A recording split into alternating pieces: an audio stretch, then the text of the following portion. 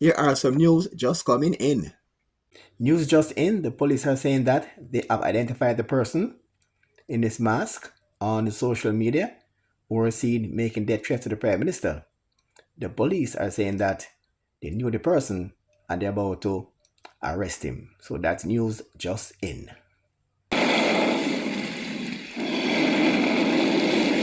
As I said in the press conference, every gang leader now should take with themselves that we must eradicate, eliminate, diminish, wipe out all the gangs that exist, every single one of them. Launch an all-out assault on the gangs that are involved, indeed any gang that is involved.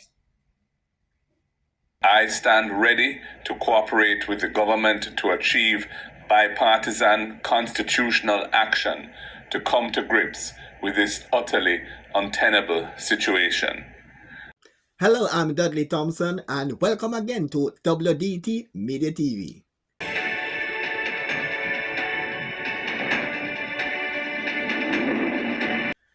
Welcome back to WDT Media TV. I'm Dudley Thompson. It's a sad time in Jamaica, especially in Clarendon, South Clarendon, a place called Cherry Tree Lane, where gunmen wreaked havoc in that area, shooting 17, 8 fatal. And meanwhile, Prime Minister Andrew Holness sent his stern warning to all criminals, gangsters, and gang leaders. First, let me begin by extending my deepest condolences to the families and loved ones of those whose lives were brutally snuffed out in this dastardly incident. I feel the pain and share the distress of the families, the loved ones, the communities, and indeed the entire Jamaica. And I also pray for the recovery of those who were injured.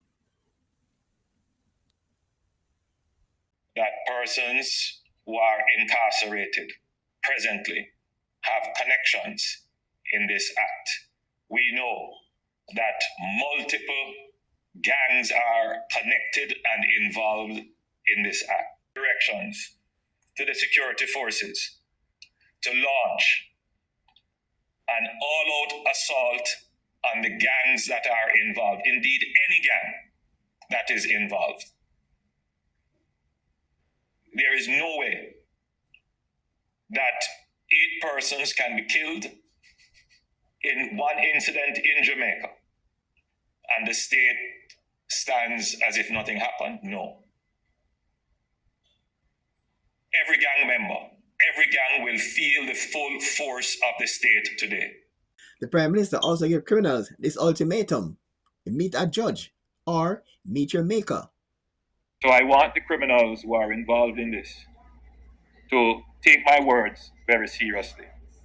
I am personally looking on all areas of the organization to ensure that all the resources necessary from the state, whether it is the financing, whether it is the international cooperation, whether it is the legislative support, will be made available to the security forces to pursue this relentlessly.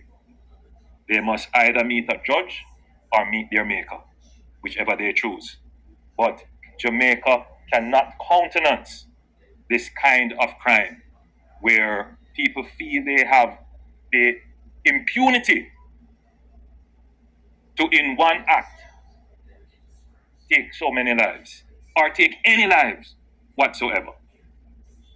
I see this as an important tipping point.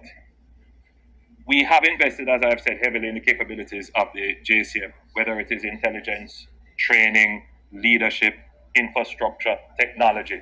There's no question, no other administration has invested in the JCF as we have done. We have used those resources within the law to diminish the capabilities of gangs and indeed to eliminate many gangs. In fact, 4 years ago we had about 380 gangs, the last report I recall. My report this morning is that we now have 185 active gangs being pursued.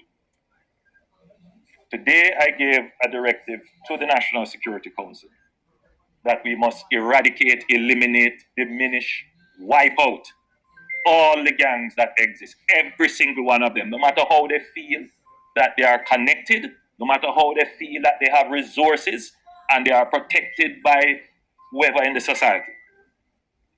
This is a tipping point. And as I said in the press conference, every gang leader now should take with themselves. Because as I stand here, I'm absolutely resolved that we will conquer this problem of organized armed violence perpetrated by gangs. The Prime Minister went on to explain what happened at Cherry Tree Lane on that fateful night. Car drove up, the men alighted from the car, one high-powered automatic weapon, which has been certified to be an M16, obviously by virtue of the recovered spent shells, and handguns were used. There may be the view that this was a drive-by, so I want to dispel that from the public consciousness. The men, by the reports we have received, alighted from the car, walked a few meters to this establishment, and they pursued individuals and killed, including an 8-year-old youngster who was just killed right behind that car there.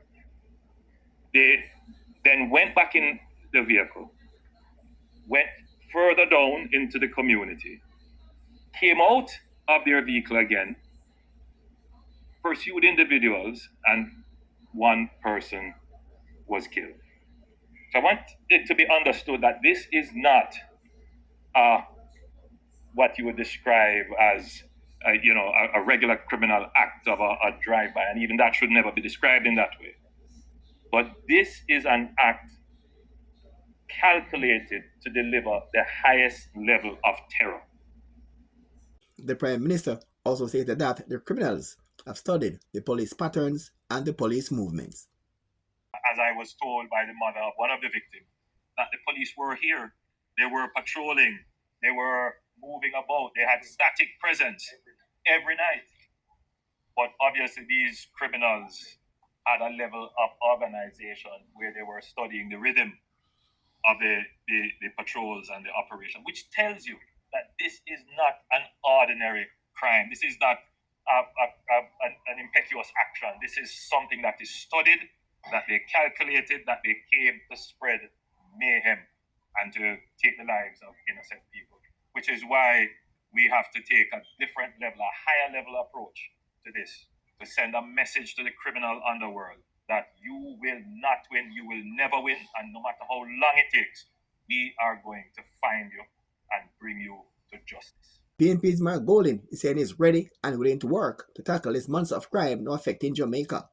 There have been multiple killings in Clarendon in recent years, with this one being the most egregious. I stand ready to cooperate with the government to achieve bipartisan constitutional action to come to grips with this utterly untenable situation. The only way forward is for us to work together and to find consensus around practical solutions that can make the change that Jamaica needs. The Prime Minister is calling for unity and also to persons not to politicize this tragic incident. From someone who, I'm not surprised they don't know better, that they should see the place flooded with police. I'm not going to explain the strategic direction of the police because we don't want the criminals to understand what we're doing. But if you stop for a moment, right, if there are connections, then the police not only need to be here, but they need to be at other places as well. And they might very well be here and you don't know. So I would say to persons who have no idea what we're doing, not to try and misdirect public attention. Right now, what we need is unity, and unity in all forms. We need unity in civil society, and we need political unity. This should never be used as an opportunity to divide the attention of the people, as I've seen someone try to do. A sad day in Jamaica. That's it for today's show. I'm Dudley Thompson, and again, please like, share, and subscribe. And as usual, thanks for watching.